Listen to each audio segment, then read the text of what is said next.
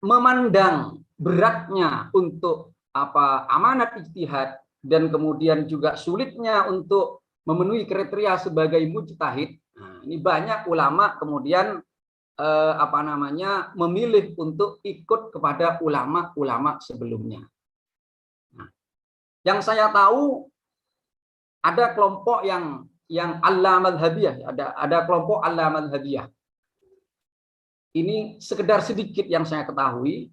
Ini teman-teman kita Salafi atau sebagian teman-teman kita yang kadang kita sebut sebagai JIL, Jaringan Islam Liberal itu. Nah, ini bisa kita sebut sebagai al-madhabiyah. Tetapi ini meskipun al-madhabiyah berbeda, satunya al-madhabiyah yang mengajak kembali kepada Al-Quran dan hadis secara langsung, ini biasanya berdasar kepada anggapan bahwa at-tamadhub itu melahirkan fanatisme. Fanatisme itu melahirkan perpecahan. Karena itu menurut mereka persatuan hanya dapat diwujudkan kalau kita kembali kepada Al-Quran dan hadis secara langsung. Tetapi kalau kita melihat kenyataannya, fatwa-fatwa dan pandangan-pandangan yang lahir dari al-madhabiyah yang pertama ini justru fatwa-fatwa yang kaku, kasar, keras, bahkan cenderung membid'ahkan, cenderung gampang mengkafirkan.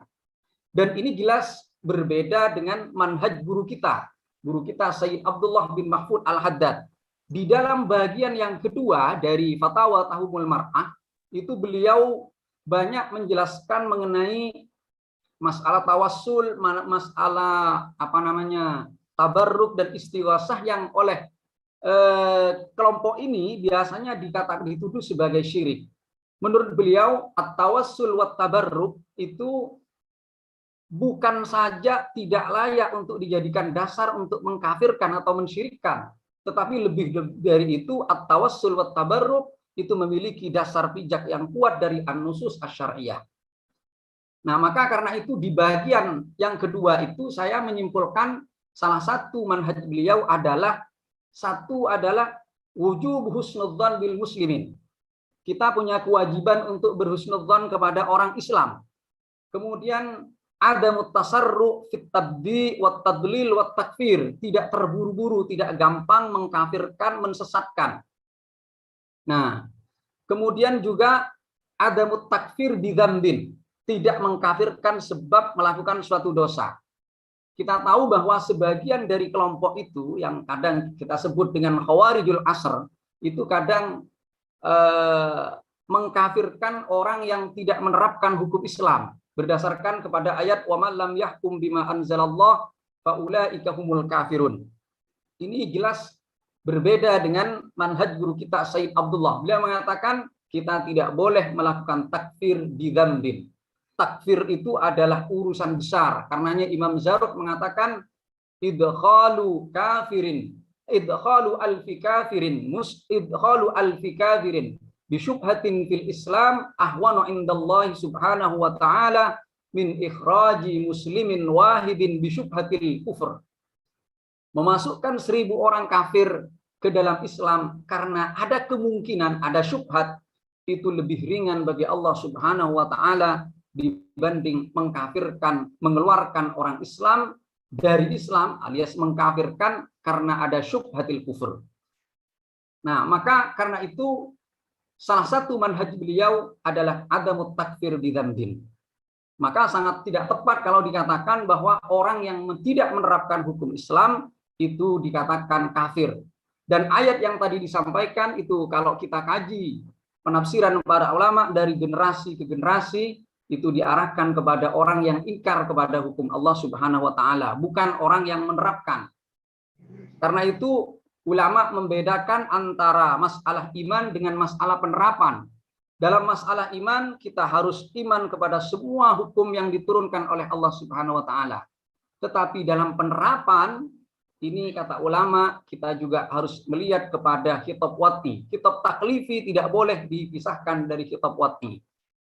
Ketika khitab taklifi menetapkan sebuah hukum, tapi penerapan hukum ini menimbulkan mafsadat, maka datang khitab wati memberikan syarat-syarat tertentu atau datang sabab menetapkan hukum lain. Misalnya kalau dicontohkan biasanya di Ghayatul Usul itu masalah anak kecil. Ketika anak kecil merusak barang orang lain, itu secara kitab taklifi kan tidak dosa, tidak salah. Tetapi kalau kita kaku memakai hidup taklifi ini, maka ada orang yang dirugikan karena itu datang sabab. Kitab Wad'i mengatakan wajib al-itlaf yujibud dhaman, maka wajib dhaman. Begitu juga kalau ada sabab menetapkan hukum, tetapi penerapannya menimbulkan mafsadat, maka akan datang syurut atau datang mani agar hukum itu tidak diterapkan. Begitu juga ulama mengatakan bahwa penerapan hukum-hukum syariat termasuk yang sering dipersoalkan itu adalah masalah hudud, itu kan juga digantungkan kepada istitoah. Karena itu sekali lagi bahwa tidak menerapkan hukum itu tidak bisa kita jadikan sebagai dasar untuk mengkafirkan.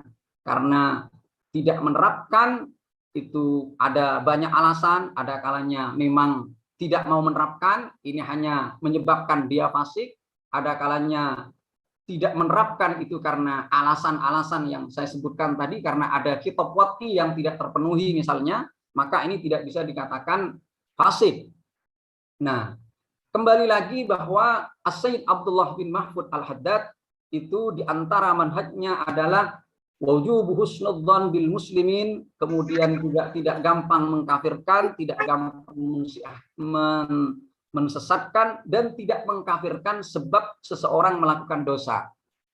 Nah ini maka karena saya katakan bahwa al-madhabiyah ini yang dasarnya adalah anggapan bahwa at-tamadzhub itu melahirkan fanatisme dan fanatisme melahirkan perpecahan, itu justru kalau dilihat dari pandangan-pandangan dan fatwa-fatwanya, justru mereka yang menimbulkan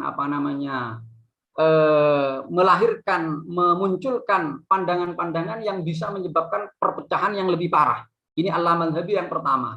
Ada al-madhabi yang kedua, itu yang mengajak kepada maqasidus syariah. Ini biasanya disebut dengan ijtihad maqasidi. Saya tentu saja bukan termasuk yang menolak ijtihad maqasidi itu secara mutlak, tidak. Ijtihad maqasidi yang kita tolak adalah ijtihad maqasidi yang dilepaskan dari usul fikih, yang tidak punya dhawabit. Kalau yang punya dhawabit, yang tidak dilepaskan usul fikih, maka saya kira sah-sah kita saja memakai ijtihad maqasidi. Dan banyak ulama-ulama yang saya baca yang kadang berpijak kepada maqasid, seperti misalnya guru saya itu di Mukalla punya kitab Al-Madkhal ila ilmil maqasid, kalau tidak salah itu Dr. Sayyid Zain Al-Idarus, itu ada bukunya. Dan saya melihat juga di sana beliau memberikan contoh-contoh di mana pendapat yang dipilih oleh beliau itu adalah pendapat-pendapat yang dianggap oleh beliau lebih mewujudkan kepada maqasid.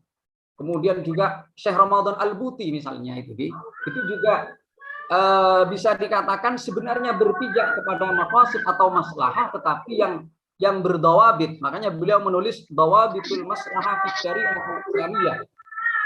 Kalau terlepas dari kritik sebagian ulama terhadap kitab ini, tetapi harus saya katakan bahwa ijtihad maqasidi ini harus kita tolak kalau itu tidak memiliki dhawabit atau dilepaskan dari usul fikih. Nah, Sayyid Abdullah bin Mahfud kembali lagi kepada beliau tidak memakai dua ini, al-madhabiyah yang mengajak kepada Al-Quran secara langsung atau kembali kepada maqasid yang terlepas dari usul fikih. Tetapi saya katakan bahwa meskipun beliau tetap mengacu kepada madhab, itu beliau dan secara khusus beliau ini adalah pengikut madhab Syafi'i, tetapi beliau di dalam berfatwa tidak selalu mengacu kepada pendapat yang muktamad di dalam madhab Syafi'i.